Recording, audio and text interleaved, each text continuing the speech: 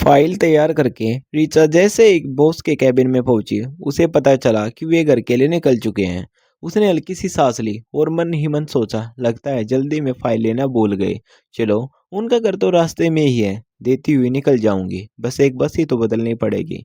यही सोचते हुए रीचा बॉस के घर की तरफ चल पड़ी। बंगले के बाहर खड़े चपरासी ने उसे अंदर बैठक तक पहुंचा दिया। अंदर से पढ़ाने की आवाज आ रही थी। उदय अपने बेटे ओजस को समझा रहे थे। उनकी पीठ दरवाजे की तरफ थी, इसलिए उन्हें ऋचा के आने का पता नहीं चला। ओजस थोड़ा उलझन में था और बोला, पापा, मैडम ने तो ये सवाल दूसरे तरीके से समझाया था, जो काफी आसान लगा था।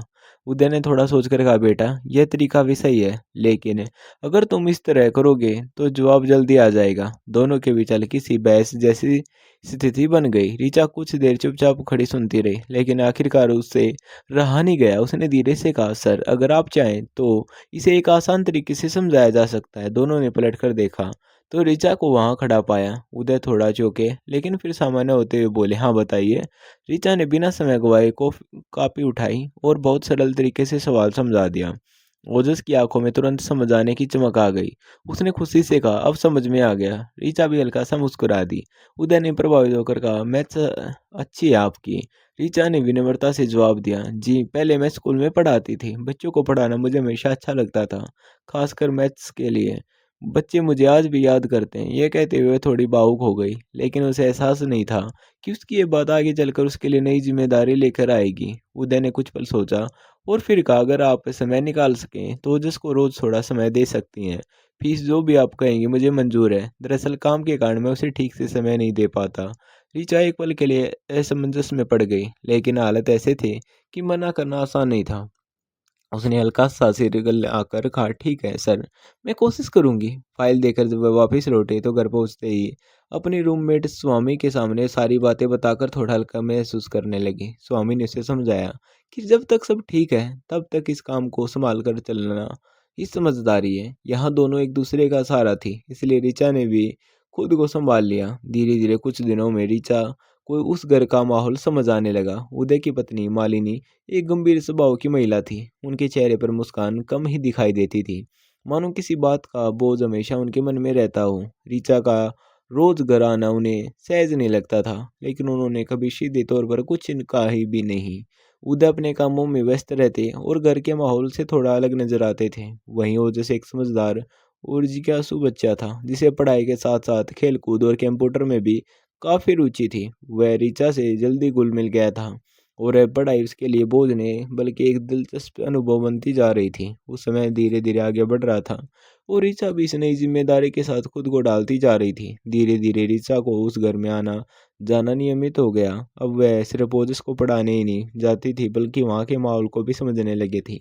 ओजस हर दिन कुछ नया सीखने को उत्साहित रहता और ऋचा भी उसे आसान तरीके से समझाकर पढ़ाई को मजेदार बना देती थी। लेकिन इस सब के बीच एक बात उसे हमेशा खटकती थी, वह था उदय और मालिनी के बीच का अनका फासला। दोनों एक ही घर में रहते हुए भी जैसे अलग अलग दुनिया में खोए रहते थे। बातचीत जरूरी बातों तक सीमित रहती और भावनाओं का आदान प्रदान जैसे कहीं खो गया था। एक दिन पढ़ाई खत्म होने के बाद उदय ने सहज भाव से कहा, शाम को ओजस को खेलने का समय होता है, आप चाहे तो दिन में आकर पढ़ा दिया करें। ऋचा ने थोड़ा संकोच करते हुए कहा, लेकिन दिन में मैं ऑफिस में रहती हूँ। उदय ने तुरंत जवाब दिया, मैं ऑफिस में बात कर लूंगा, आपको सुविधा हो जाएगी। ऋचा समझ गई कि मना करने का विकल्प उसके पास कम ही है। उसने हल्का सा सिर हिला दिया।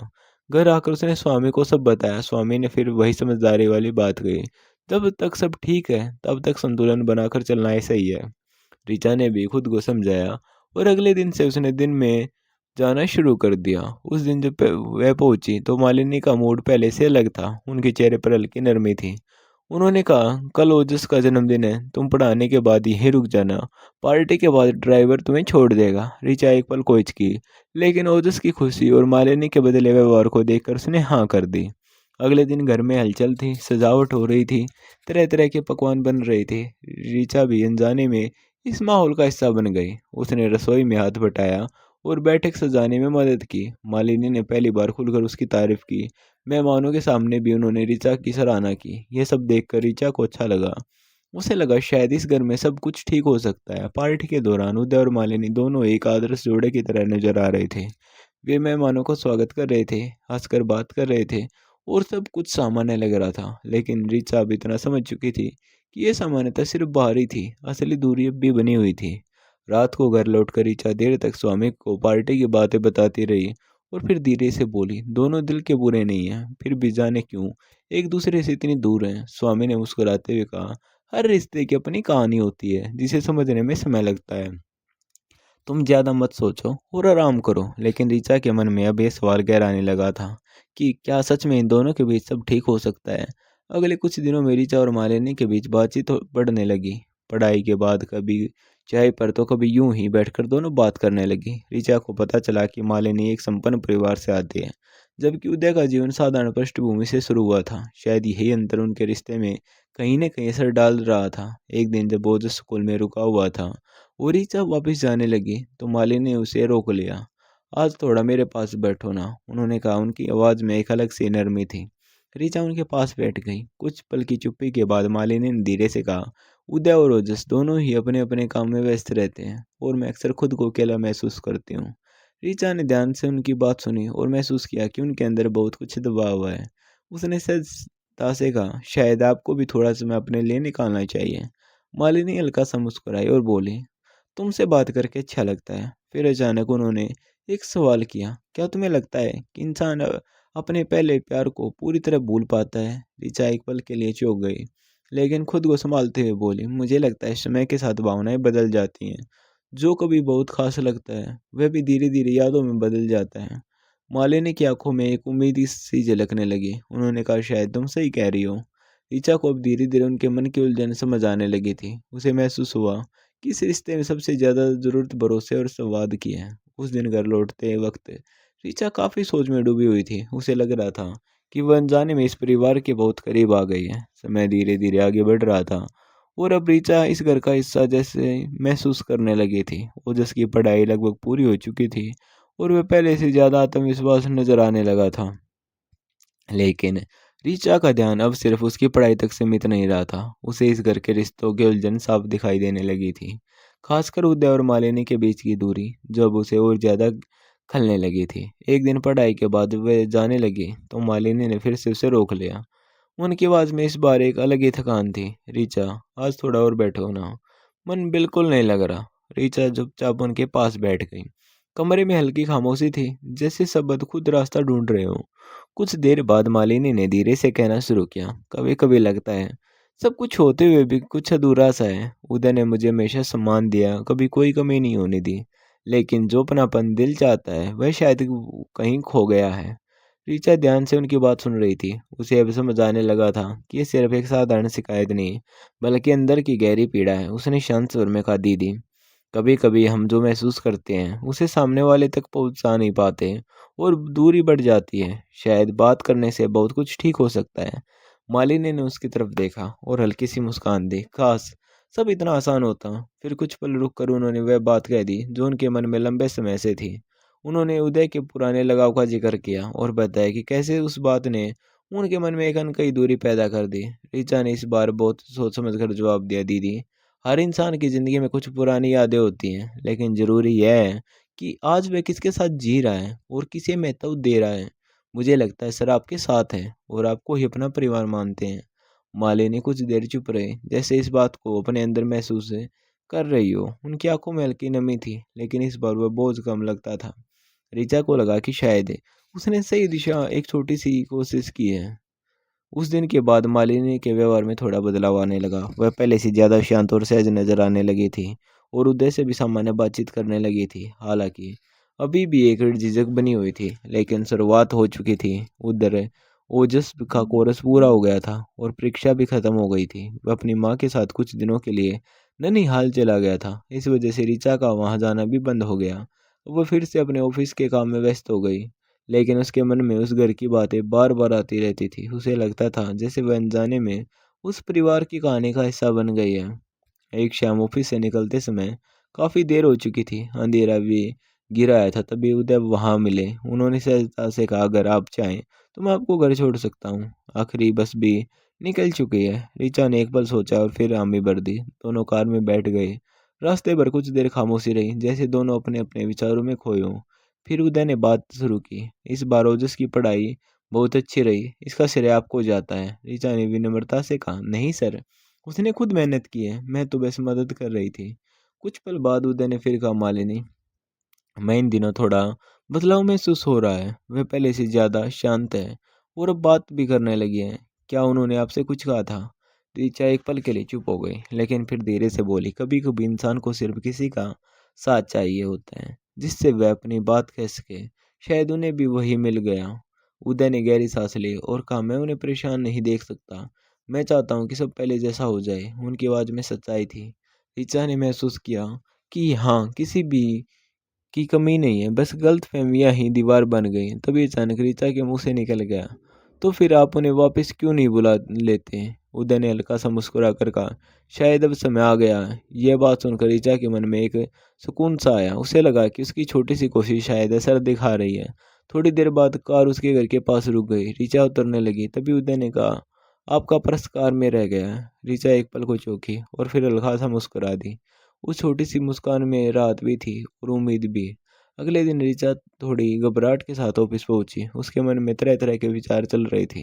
उसे लग रहा था कहीं कल की बातों का गलत असर न हो गया हो।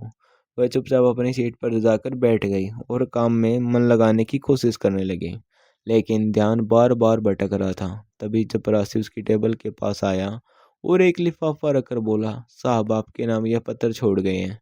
ऋचा का दिल एक पल के लिए जैसे रुक गया। उसने जल्दी से पूछा, साहब कहाँ हैं? चपरासी ने सहजता से जवाब दिया, मैडम को लेने गए हैं। इतना सुनते ऋचा की सांस जैसे हल्की हो गई। उसने कांपते हाथों से लिफाफा खोला। अंदर सिर्फ एक छोटा सा कागज था, जिस पर एक शब्द लिखा था, धन्यवाद। उस एक शब्द को पढ़ते ही ऋचा के चेहरे पर अनायास ही मुस्कान आ गई। उसकी आंखों में हल्की सी चमक थी, जैसे किसी अनकहे भाव को शब्द मिल गए हों।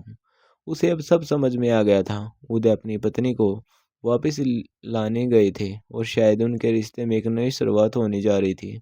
ऋचा ने कुर्सी पर पीछे टिक कर गहरी सांस ली। उनके मन में अब कोई उलझन नहीं थी, बल्कि एक सुकून था। उसे महसूस हुआ कि कभी कभी हम बिना किसी उम्मीद के जो छोटा सा प्रयास करते हैं, वह किसी की जिंदगी में बहुत बड़ा बदलाव ला सकता है। कुछ दिनों बाद जब ऋचा फिर से उस घर गई, तो माहौल फिर पहले से बिल्कुल अलग था। दरवाजे पर योजेस दौड़ता हुआ आया और खुशी से बोला, दीदी आप आ गई, मम्मी पापा भी अंदर हैं। उसकी आवाज में जो उत्साह था वह पहले से कहीं ज्यादा था। ऋचा अंदर गई तो उसने देखा उदय और मालिनी दोनों साथ बैठे थे और सामान्य से भी ज्यादा सहज नजर आ रहे थे। मालिनी के चेहरे पर इस बार एक सच्ची मुस्कान थी। उन्होंने ऋचा को पास बुलाया और कहा, तुमने उस दिन जो बात कही थी, उन्होंने मुझे बहुत सोचने पर मजबूर किया।